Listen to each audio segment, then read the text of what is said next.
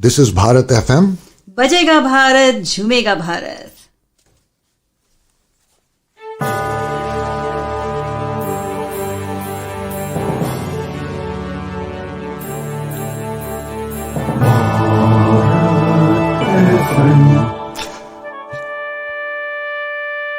ये है भारत FM. बजेगा Bharat, झूमेगा Bharat. Good evening, India, and good morning, states. We are yet again with a special episode for human trafficking in our show Connect for a Cause, hosted on Bharat FM.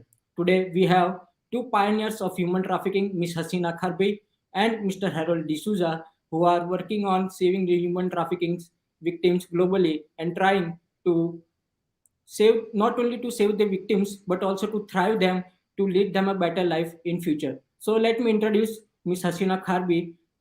Hasina is the founder and chairperson of Impulse NGO Network. Having spent over 3 decades in this sector, Hasina is considered one of the leading figures in the fight against human trafficking in India as well as South and Southeast Asia. Hasina and her team developed the Impulse model, formerly Meghalaya model, for fighting trafficking in persons. The Impulse model is today considered the ultimate guide for process and best practice in the battle against human trafficking. Hasina has won many awards for her crusade against human trafficking and is a part of various boards and committees of both government and non-government organizations involved in social welfare, development, and human rights. She is an Ashoka Fellow, a Fulbright Scholar, as well as a Fellow of the ASPAN India Leadership Initiative. Welcome, Hasina, to our show. We are very proud to have you today. So, Thank you as our so audience much, know, Hriday. thank you. So, as our audience know, Mr. Harold D'Souza, I would like to give a brief introduction about him. Harold left his job from senior management in India, moved to United States with his family, and became the survivor of human trafficking. After fighting his own case, Harold has been appointed to White House as a member on board advisory council on human trafficking, appointed by President Obama and reappointed by President Trump. Later, Harold founded Eyes Open International, a human trafficking NGO, which focuses to save the victims globally and to thrive them to live a better life. Harold has been a board member to many non-profit organizations and a counselor to many U.S. government agencies. Welcome, Mr. D'Souza, to Bharat FM Show Connect for a Cause. We are also very proud to have you. Thank you, Hriday Raval. I appreciate your Thank passion. you. Thank you. Before starting our show, I would like to ask this question to Hasina, that what led you to step your foot forward into the human trafficking domain? As we read in a bar, you are working in this field since 3 decades. So at what age did you start and what drive you to focus on to save the human trafficking victims? Thank you, Hriday. I think the journey started when I was 17, when I was just out of high school, when I was starting, an initiative with a school program called the Leadership Training Services in St. Joseph's School. As I was completing my board exam, me and my friends decided to do something more for the community that we living around, and also taking up the initiative to work with the community. The formation of the alumni LTS, which is the Leadership Training Services, led to the birth of Impulse NGO Network, the organization which is 32 years running now. So I think the journey started from there, the first point of entry, when the enthusiasm as young people of wanting to do something more for the society and the environment that we live, and the exposure that I had as a young person out of high school. But when we started off from there, I mean, I never really thought of working on a specific issue like human trafficking or crime against women and children. The situation that I experienced, the situation that I was exposed to, and the organization led us to take up, our steps to intervene. And in the journey of the intervention, the birth of Impulse model, which was originally known as the Meghalaya model because it started from the states that I come from, was born. And this is a model that has been the guided, soul and heart of the organization. And it stands on the 12 pillars of the 6 P's and the 6 R's. But these 6 P's and 6 R's evolved over years as we were intervening with the different cases of human trafficking. And we were applying legal lens in the intervention of the cases. So the birth of the 6Ps and 6R, which stands as partnership, prevention, protection, policing, press, and prosecution. And that brings the private and public under a single window platform. And the 6R is report, rescue, rehabilitation, repatriation, reintegration, and restitution, which is the action on the ground that bring all the stakeholder, which is the service providers under the 6Rs, to work towards addressing human trafficking from an end-to-end situation, because no single organization can work on human trafficking alone. We have to be collective in nature, and that has the journey inspired that all organizations that came on board under this umbrella are individuals who are passionate, organization that realized that the issue of human trafficking and ending slavery became the focus, and we envisioned the journey together. But for me, in this space, I would say when I was invited by Manobendra Mondal, who was the coordinator of ATSEC, Action Against Trafficking and Sexual Exploitation, South Asia conference in Kolkata, way back. I mean, it's almost like way back in the year that was 2009, on those journeys and time that we were like trying to understand the situation. I would say that, no, sorry, 1999. That was a time that I was understanding and exposed to different organization who was present there.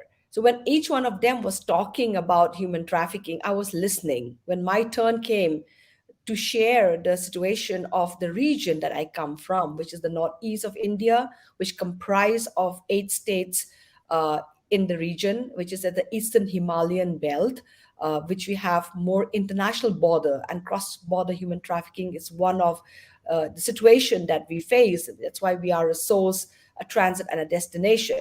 So that was the particular point when I came back and I realized, oh, the children and young women from our state who was leaving out for work as domestic help, as labor, has gone missing. That is when I realized that we need to intervene. And we had no solution then. We had no resources then. But the heart was in the right place, and we had to intervene. And while we were intervening, the birth of the 6Ps and 6R evolved. And the first case that was reported by Prerna, the organization in Mumbai, led us to intervene with 2 cases. And then here we are today in the last 32 years. We have more than 72,000 plus cases that we have been intervening along with partner organizations in the process of addressing the issue. We have witnessed and we are witnessing your work, and we are proud that you are working for the betterment of the society. That's a great initiative by you. Thanks a lot. I want Thank to you. ask the same question. Thank you. I want to ask the same question to Mr. D'Souza. That what led you to start your NGO Eyes Open International, and how are you focusing on preventing, protection, and thriving the human trafficking victims globally? Sir, you are on mute. Yeah, sorry. Yeah, Hriday Raval, I had no plans to start an NGO like Hasina had, and I really admire her passion at the age of 17 to do that. What inspired me to start a non-profit organization on human trafficking is that I used to do a lot of presentation, and it took me almost 10 years to talk. For 10 years, I was not talking. And once I started talking, the FBI, the law enforcement agency, started telling me that you need to share your journey in public, which I was very reluctant because it was like a shame, it was a stigma. I didn't want my story outside the 4 walls, not the law enforcement agency or the press, like what Hasina said, the 6P, she included press, and that is very powerful. Press needs to know this so that this message can be communicated to even rural areas, to villages, and a lot of lives can be rescued. Anyway, to cut the long story short, Hriday, it just happened. I think it's a God's blessing. And one fine day, I was inspired by everyone that, come on, you need to start a non-profit. And I just didn't know how to start a non-profit. So we all sat down, some 8 to 10 delegates, and it was my younger son Rohan who came out with the idea of Eyes Open. We came out with lot of names, and that's how Eyes Open International took birth, and it is today registered under 501c3 in the United States of America. It is registered in India under Eyes Open Trust, and I'm very proud to say, Hasina and my friends who are watching today globally across the world, that Hriday Raval is the regional director for India for Eyes Open International and Eyes Open Trust. He's the managing trustee. So thank you very much, and that is how it happened, Hriday. Thank you. So maybe we have lost Hasina ji due to some technical difficulties. She will be here within some moment. So let us continue our interview till she came back. Can you describe our audience about the common traits of a human trafficking victim? How one can identify that yes, he or she is a victim of human trafficking? What shall we look into it?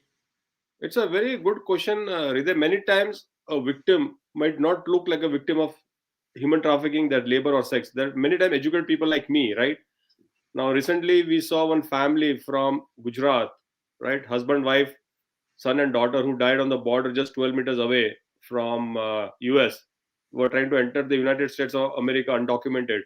So that's the reason, the objective of what you're doing today. I really respect what Bharat FM is doing, like creating awareness, Hriday.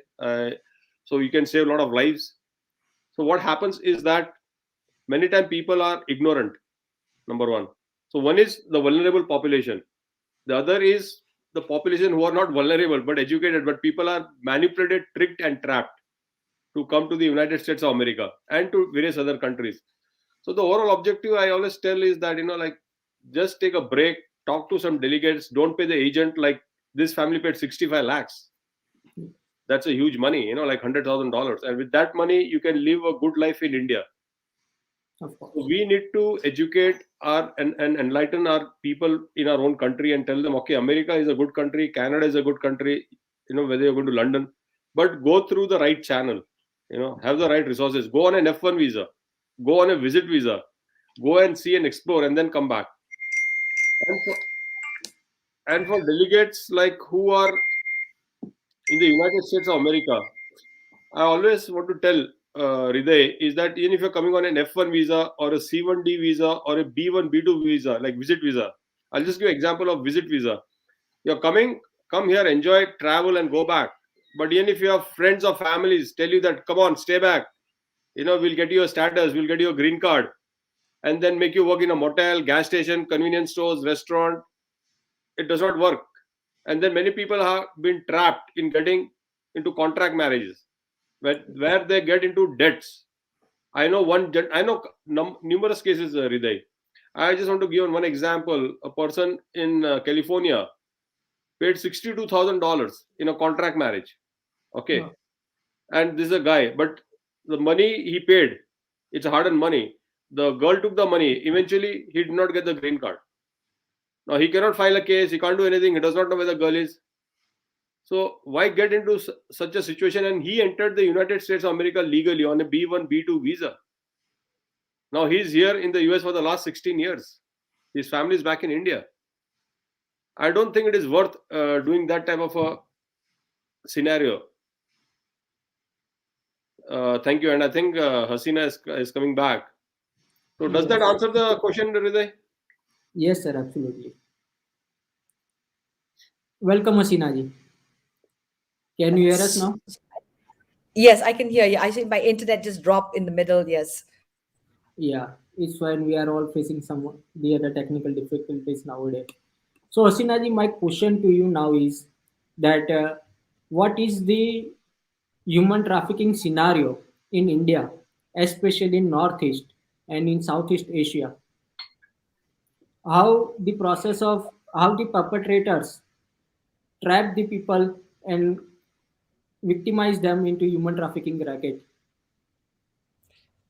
When we're looking at human trafficking scenario in India and the Southeast Asia, because the states in the Northeast, we have bordering countries with Myanmar, Nepal, Bangladesh, China, Bhutan. We have all these international borders, and the international border has led to a lot of movement, where people are migrating. The lack of employment opportunities has always pushed people to look for better options in Southeast Asia from the northeast of India. And that has led to vulnerability of a lot of young women, especially who are looking for job and opportunities. So, in the process of that, we see the trend, which is more employment based, where placement agency is taking a central role in offering job opportunities. And in the process of offering job opportunities, we have also seen that these placement agency has capitalized on vulnerability of people who really needs the job.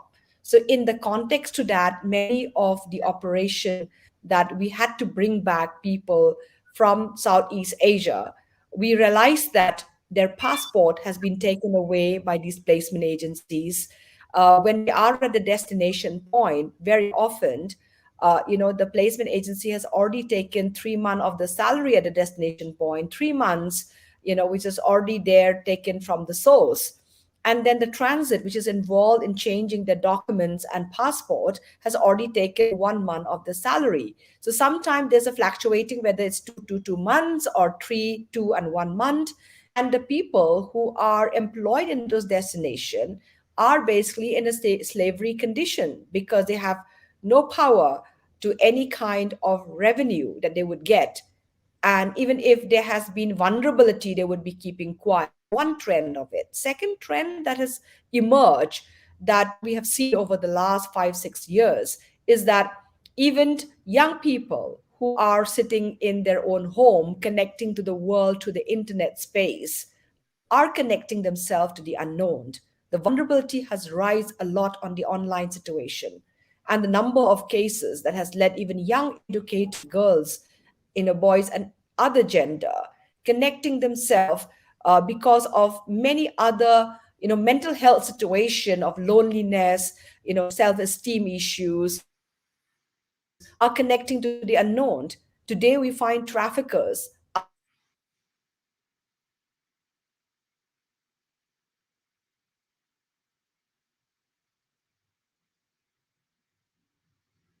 And that is one part of it that has led to a very very difficult situation overall. So that is one part of it that I would say that has led to a very very difficult situation overall. So that is something that I would like to bring on board. That's very informative. Thanks a lot. So now my question is in general that human trafficking is a very wide subject, focusing on labor trafficking and sex trafficking globally. How one can prevent human trafficking, especially talking about the government side, how US government and how India government can focus on preventing and protecting the victims of human trafficking and driving them to success. Maybe Harold sir, you can talk about US government, and Hasina ji, you can talk about India government. Anyone can start. Yeah, I will start. Hriday, that's a good question. I always believe it is not only the political scenario or the government plays a very big role in combating human trafficking or stopping human trafficking, whether it is labor or sex. But I think like it's a collaboration partnership of the government, the law enforcement agencies, the community members, the NGOs, the press, and like various other faith organizations, because this cannot be addressed just by one individual political party or by any government, because it's a team effort. And I always believe like in the United States of America, lot has been accomplished in the last decade, in 10 years. There's a lot of been awareness. There is a hotline number, there is the CP, continued presence status, you have the U visa, you have the T visa. So there are a lot of resources in place, but still we need to improvise and move ahead in the United States of America. And like I heard you say, Hriday, that I totally agree that India or America, especially America, is a destination country. But country like India is a transit source and in a destination country. So always believe in labor trafficking. We have to create a stop or education in the source country like Mexico, Guatemala, Nepal, Bangladesh, India, Pakistan. Educating people, yeah, do come. There's nothing wrong in coming to the US, Canada, Australia, UK, but come with the resources available. You should know the hotline numbers. Don't become a victim of labor trafficking or sex trafficking for no rhyme or reason. So many community members are not aware of the resources like the National Human Trafficking Hotline number. That's 1-888-373-7888. That's in the United States of America. In Cincinnati or in Ohio, we have 513-800-1863. That's the hotline number. But many delegates are not are aware of that. And many immigrants or many victims of labor trafficking or even sex trafficking are not aware of CP, continued presence status, that is available, the U visa, the T visa. And the biggest challenge in the United States of America that we are facing today is that there is no male shelter home. Okay. So we are working on to start a male shelter home in the United States of America where they can give shelter to undocumented immigrants and Americans also. Americans who are documented, but immigrants who are undocumented, they do not have a passport, they don't have a status, but they can get some shelter. And if we have that resource, I am very sure that the percentage of people coming out and talking that he or she is a victim of labor trafficking will increase by minimum 20% if we have all these resources in place. So thank you very much, and I hope Hasina is able to talk or join. Hasina ji, are you here with us?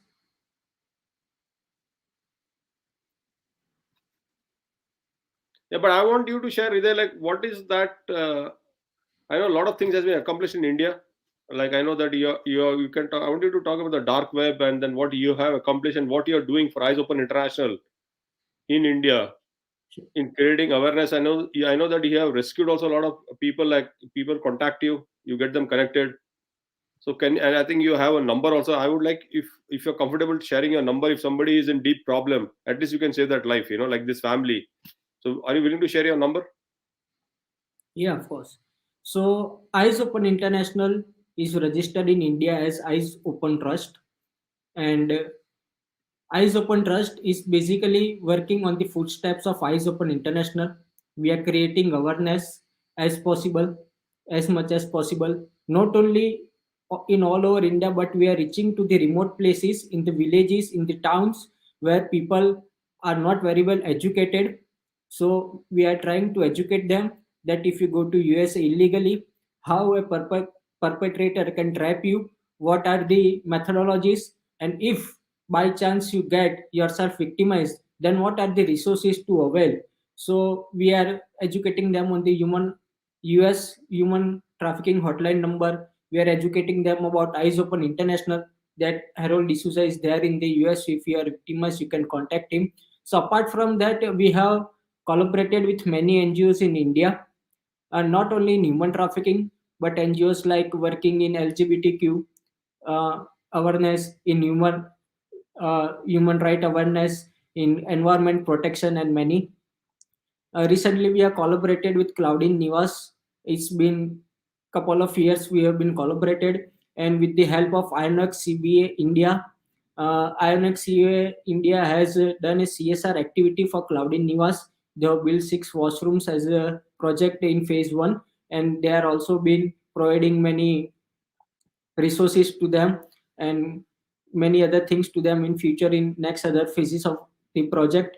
So what is Cloudin News? Cloudin News picks girls from railway station, bus stands, and other prone areas where they have been sexually abused, or they have been victim of the sex trafficking. They pick those girls, they give them shelter, they give them food, clothing, they give them education, they try to get employment for them, they try to get these girls married, and without any this without any, what you can say, differentiation in caste, color, creed, or religion.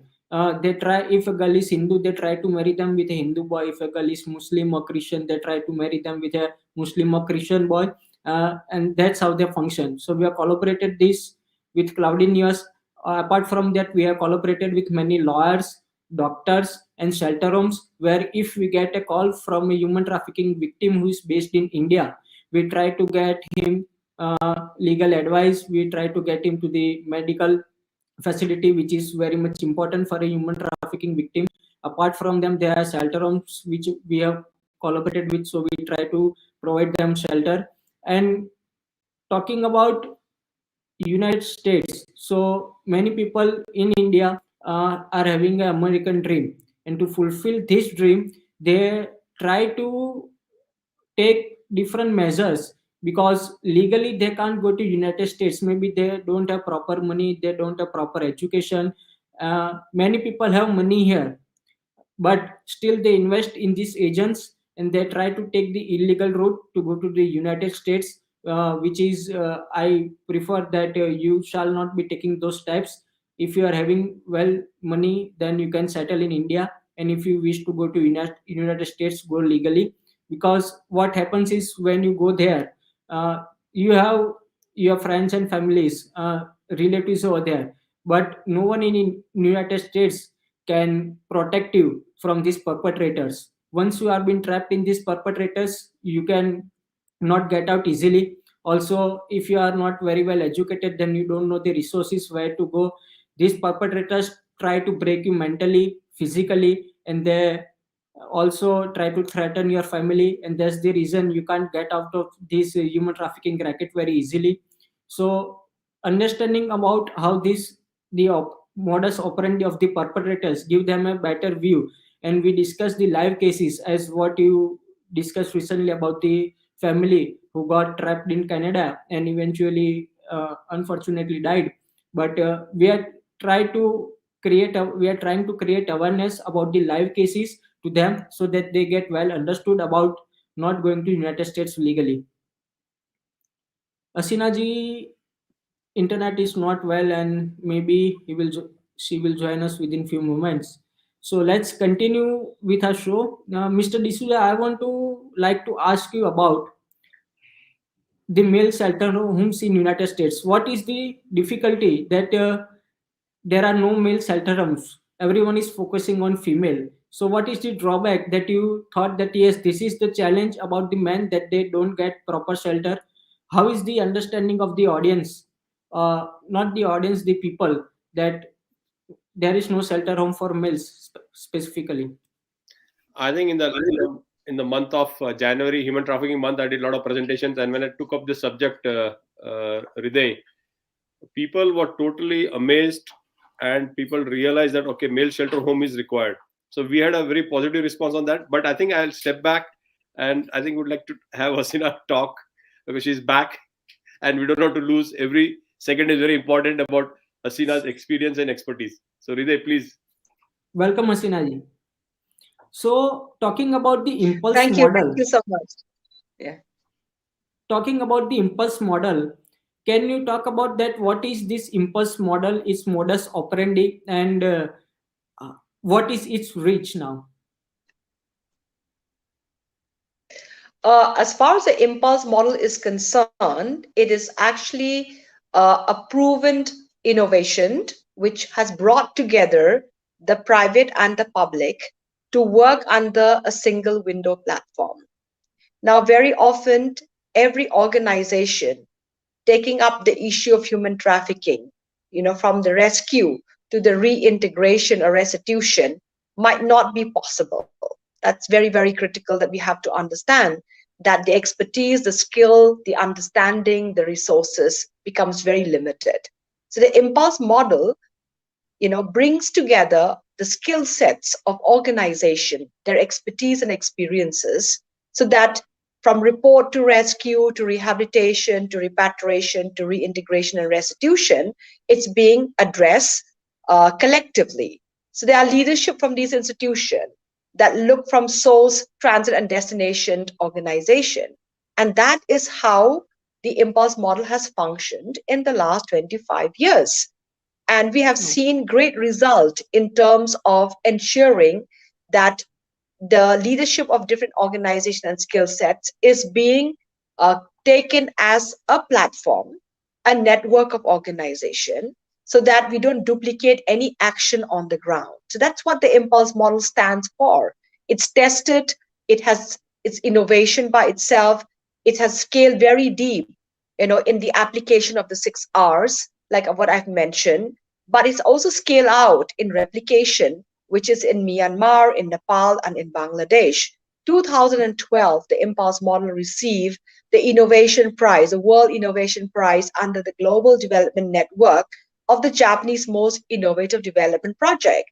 Now, when we received the global prize, we realized the learning lessons that data management has become one of the most challenging way of having centralized data of cases of human trafficking that enable scaling up of any policy change. So we came about to develop Impulse Case Management Center, which is a technology platform where the anti-human trafficking units are actually plugged in so that it helped in terms of connecting faster in any kind of rescue operation, ensuring that the service provider that are assisting the anti-human trafficking units are able and enable them to provide the steps and support, just working together. So that is how the impulse model in brief operates.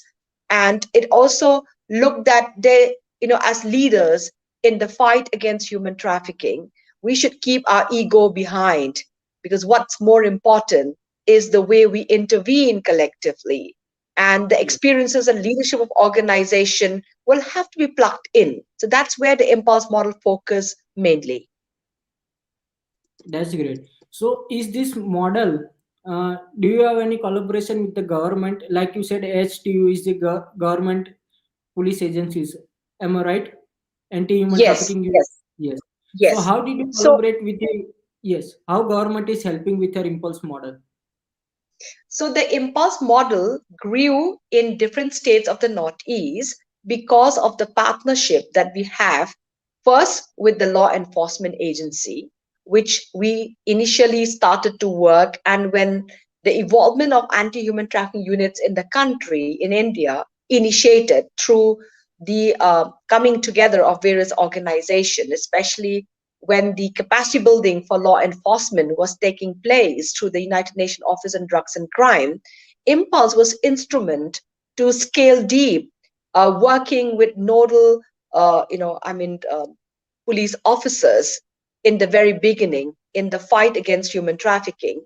And later on, these nodal officers was then put together by Ministry of Home Affairs under anti-human trafficking units. What we saw as a gap in addressing the issue, that data becomes an important element for prosecution. Data management is an essentiality if we have to look at it from the legal lens. And that is where Impulse Case Management technology platform was evolving, where we developed with the help of an incubation at IIT Guwahati, what we call the institute, where we came about to develop the process. And that development has led to the efficiency of dealing. And that's where we work together with the law enforcement.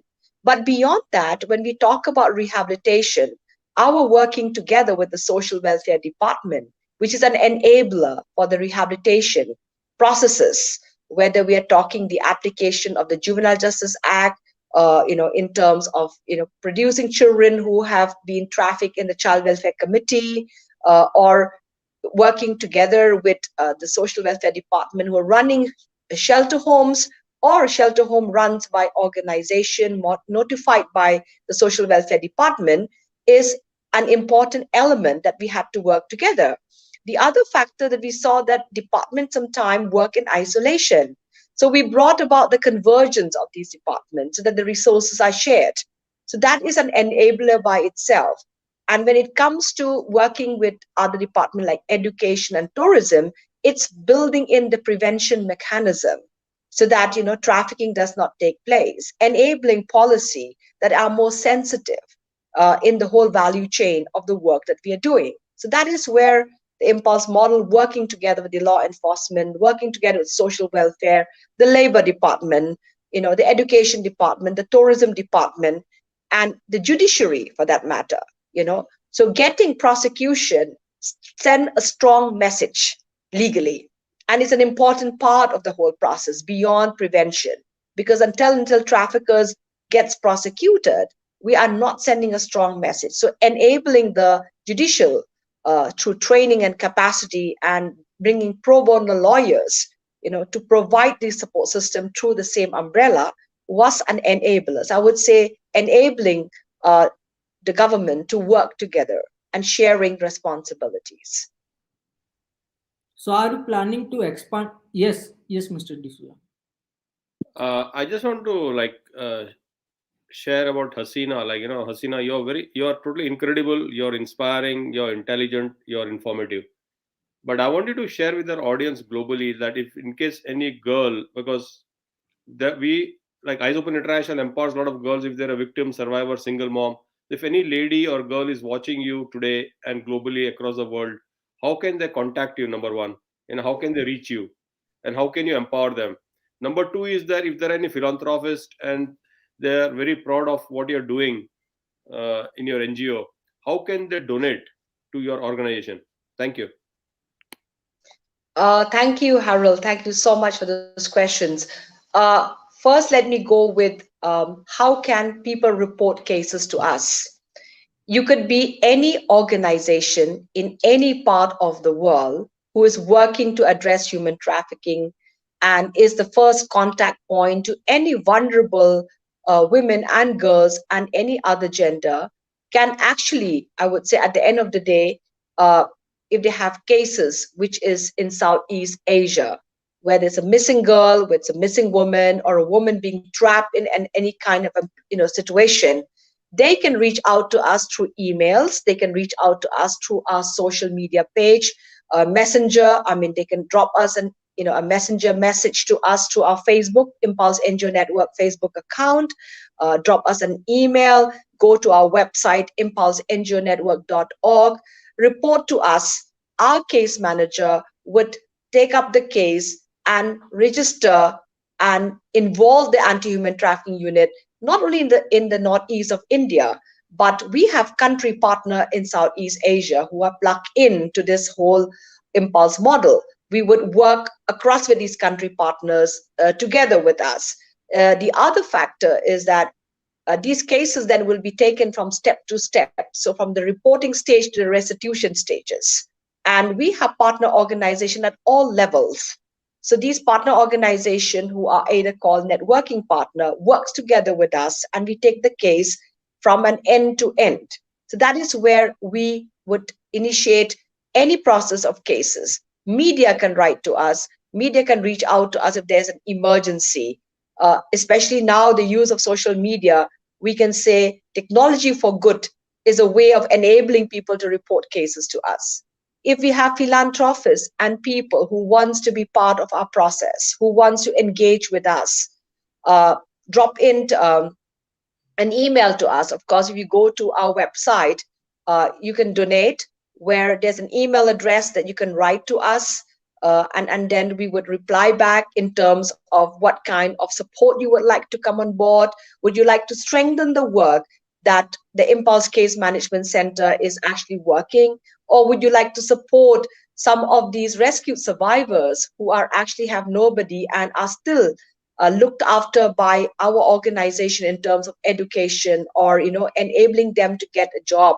So that's another way. We also have Impulse Social Enterprises, which is a hybrid model, and this has evolved from the learning lesson of most of the rescued survivor, especially Ella Sangma, who happens to be an instrument, survivor advocate that often is a reminder to me and the organization that if she had a choice of employment, her mother would have not sent her to work outside.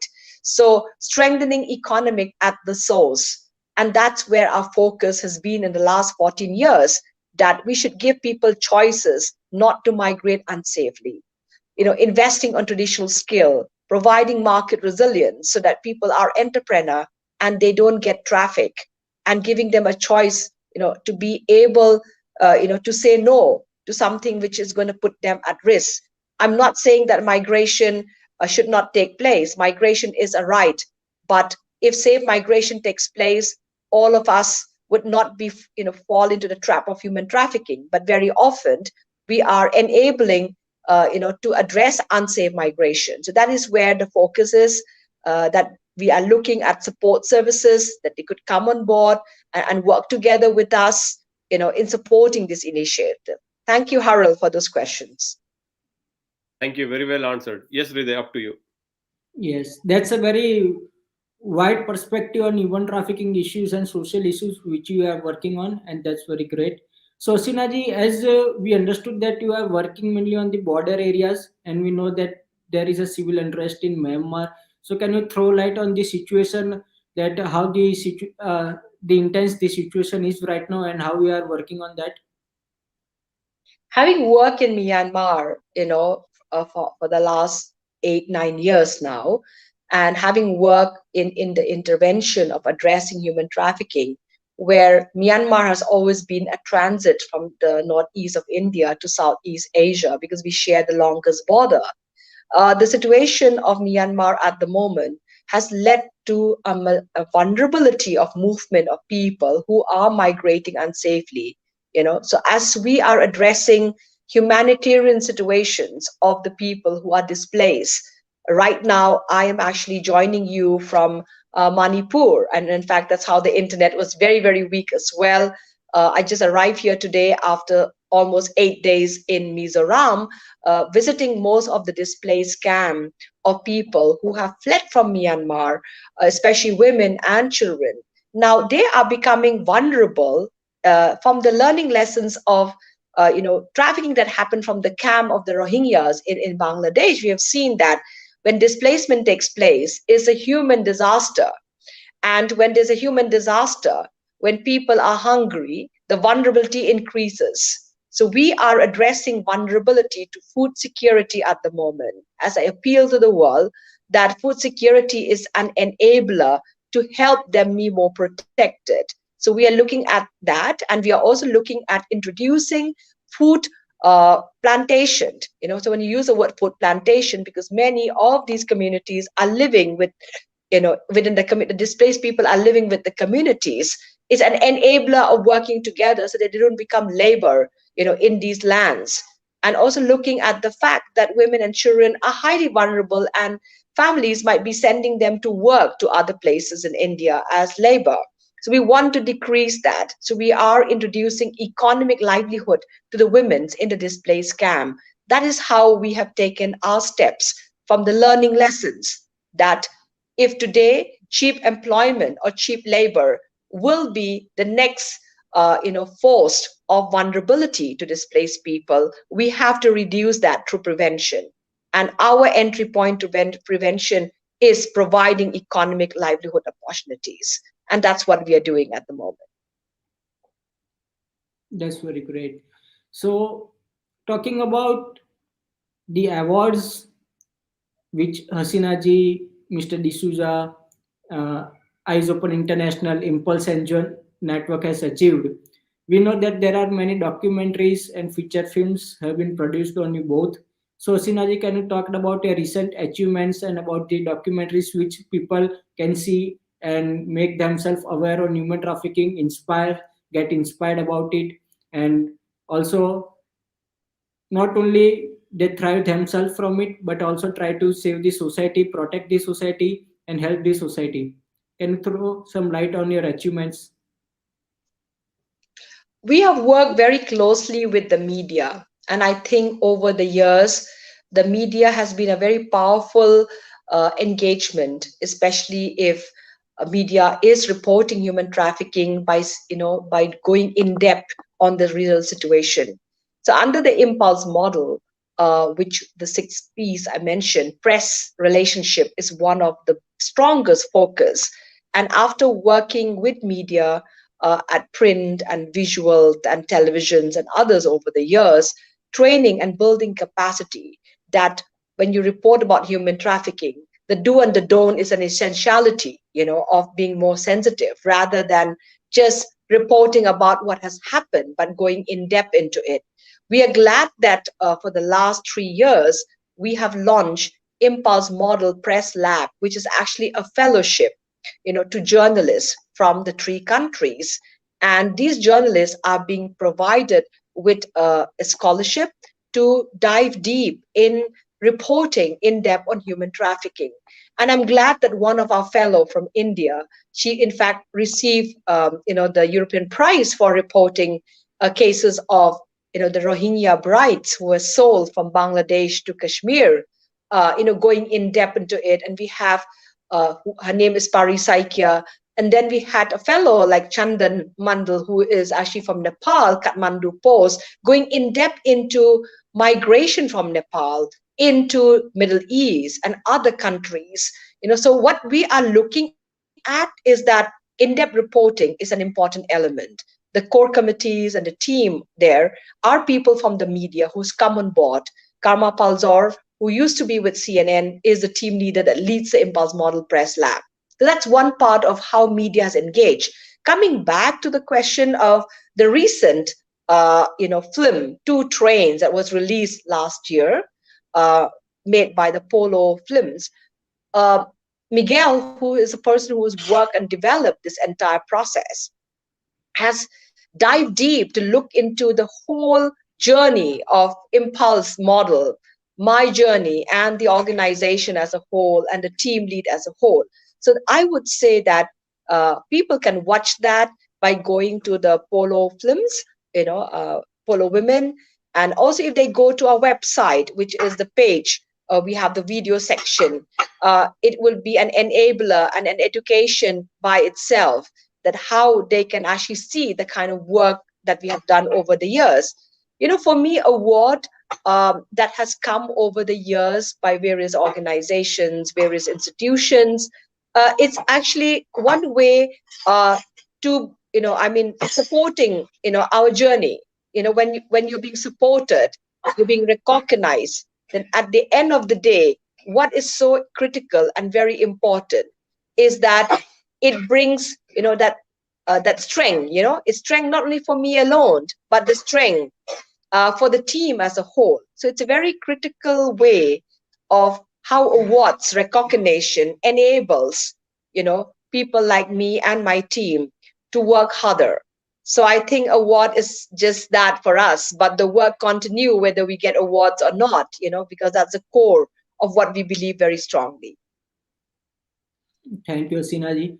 So, Mr. D'Souza, we know that there is a huge buzz around a silver biopic film on Bollywood on you coming soon, within next year maybe. So, can you tell us about it if you are comfortable?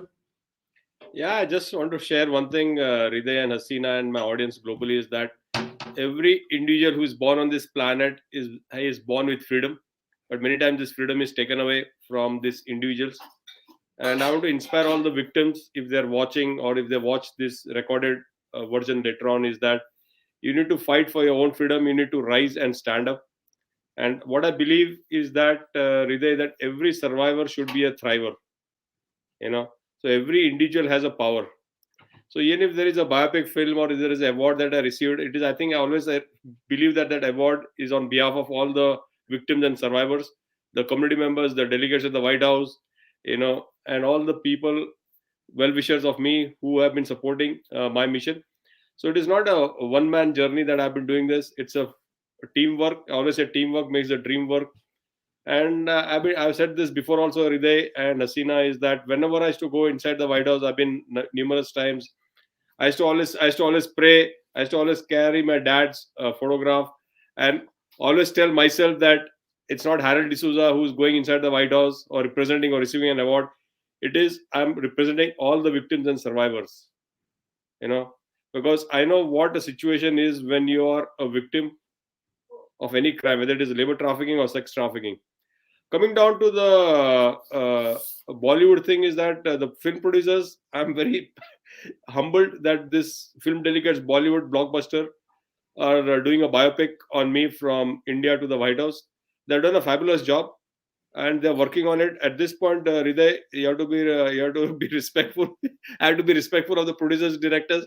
I have signed the life right agreement, so I'm not in a position to share anything with anyone, including my close friends or family. But at the appropriate time, this will be done and announced by these delegates, because I'm also learning. There's something new for me. So once they announce, then I'll be in a position to share more about it. But I can all say about the Bollywood blockbuster film is that they're doing a fabulous job. And I just told them that anyone who walks out of the film should come out empowered, be inspired, like what Hasina is doing. Like I always say, survivors are poor starters, but strong finishers in life, number one. Number two, I always say silence or suicide is not a choice, option, or solution. Thank you. Thank you. So before wrapping up this, I'll just add to that here, Day. I mean, same with me. I mean, I can't announce a biopic at the moment because it'll be officially done. And with due respects to all the legalities of it, I would just say, I mean, for me, the journey of this biopic is a journey of why I am here is because of the survivors of human trafficking. I am here in this journey because they've made me see life very differently. They made me see that all human beings are equal. I am just that instrument to make that reality of what human right is all about. Of course, the book, which is a biography, which is written by Marsha King, that I can announce because she is already halfway through. The biography is called Dancing with the Tides. Marsha King is from the US. In fact, she's just arriving this month to spend a month with me, in India to complete the book. And she felt that Dancing with the Tides has been a journey for this young girl of 17, who played a role in facilitating, anti-slavery, human rights work. So, but then that personal journey of mine will unfold of how it can inspire more people, that each one of us has a role to play and we all together can end slavery. It's just not one person. yes, very well said. So before wrapping up this interview, I would to ask one last question to Hasina ji that as you are working on grassroots levels, did you receive a threat from any perpetrator or any criminal organization during your rescue mission or any mission? Is there any scenario like that? Yes, there is a scenario like that in terms of the work that we were addressing with the rat hole mines in the state of Meghalaya, where it was employing child labor from India and Bangladesh. More than 70,000 children was employed as child labor, cheap labor, because it was not scientific in nature. In the course of the work that we undertook, which was, for us a journey by itself. And in 2014, the last resort was filing a public interest litigation. During that journey, we got a landmark judgment, but that journey was never easy. I was threatened, I was attacked, and at the same time, my driver died on the spot, in that journey of 2008-9.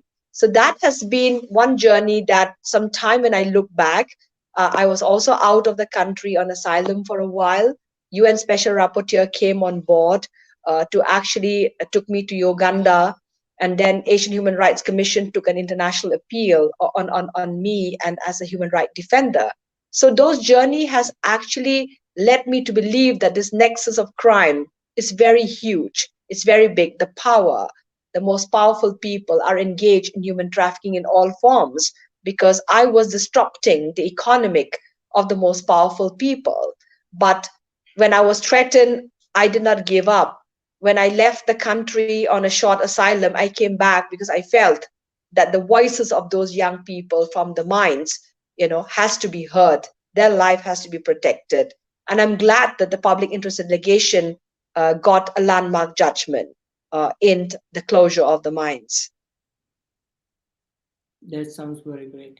So, Mr. D'Souza, have you been into any situation like that where you have been threatened very badly? I think I've overcome that situation, and I believe that every second, every minute, even today, is a threat. Like if I'll be going out for a meeting after this. So even if I'm driving, I would meet with an accident. So the fear of death has gone from my mind, body, and soul, Hriday and Hasina, because you know that my trafficker hired a guy to shoot me. And I always believe whether it is my trafficker or it is me, Harold D'Souza, whether it is Narendra Modi, everybody has to die one day. No one gets a permanent residency on this planet. You get 36,000 days, right? So I always think in that respect that, what I have to do, I'm going to do, but do the right stuff, like what Hasina is doing. I'm not going to stop from helping, being the voice for the voiceless victims. And that is what we all are doing, Hriday. You're doing it at Bharat FM. Hasina is doing it in her own capacity. I'm doing it in my own capacity, and we are trying to collaborate, connect for a cause to combat human trafficking. But I'm not going to live on that fear, like, oh no, what's going to happen? I don't even think of that, because at one point in my life, I could not predict my future. But I decided one day, many years back, that I will create my own future. And that's why I tell the victims also and the survivors when I meet them. I work 90% of my time with the victims and tell them, don't be scared. Come on, rise, stand up. Your perpetrator will start running. Because when you're running, he's running behind you. But you turn around, you just see things will flip. He'll start running. And I said, that is what I did. And that is what we all are doing. And I'm very happy that Hasina came back, right? But then Yes. that is what we have to do. So anyway, thank you, Hriday. So, what is your last message to our audience? My last message, I'll take first, is that I always tell 4 things. Be happy, think positive, never quit, and believe in yourself. Thank you. Hasina ji, any last message to our audience? If we believe in ourselves, the passion that we undertake to do our work to end slavery becomes our mission. So if every human being play our part in the whole journey, we will be able to end slavery. And the consciousness that each one of us should ask ourselves, the clothes that we wear, the things that we buy every day, is it free from human trafficking? That consciousness will one day find a way to end human trafficking. So, to our audience who are listening, who are viewing today, I would like to tell you that please share this video as much as possible, because creating awareness, educating people on human trafficking, you don't know that you can save many lives. If you are forwarding it to many, you can save many lives. No matter what, any hardships in your life, but you always have to help people. So it's a very easy job. Just please share this video from our Facebook and YouTube channel and create awareness on human trafficking. And we are very proud to have been collaborated with Eyes Open International and Impulse NGO Network, who are pioneering this field, saving victims, saving the survivors, thriving the survivors. And we are very fortunate to promote EOI and Impulse NGO globally. Thank you all. Meeting you next time. And Jai Hind, Vande Mataram.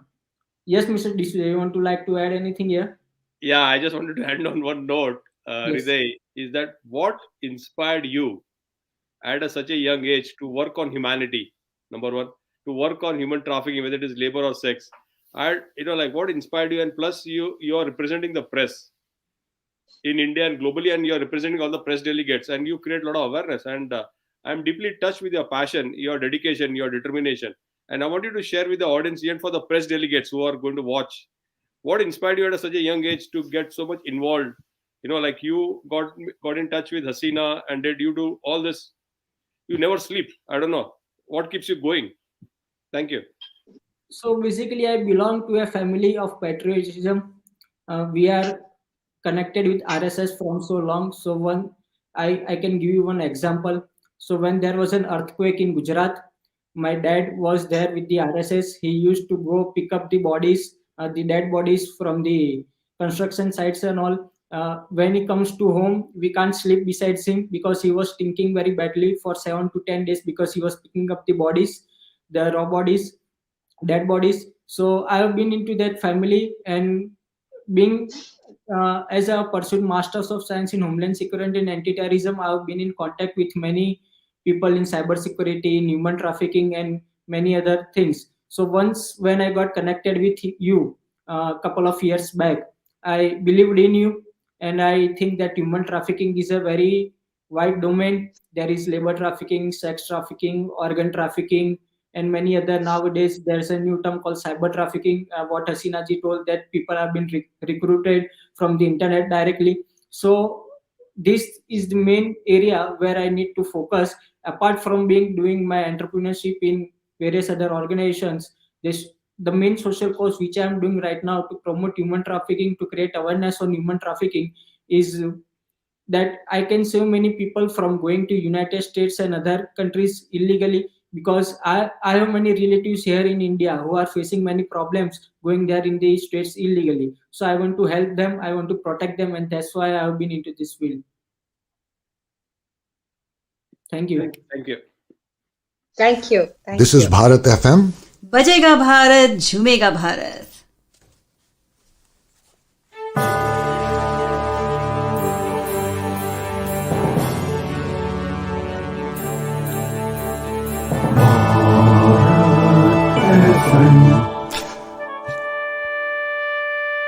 ये है Bharat FM.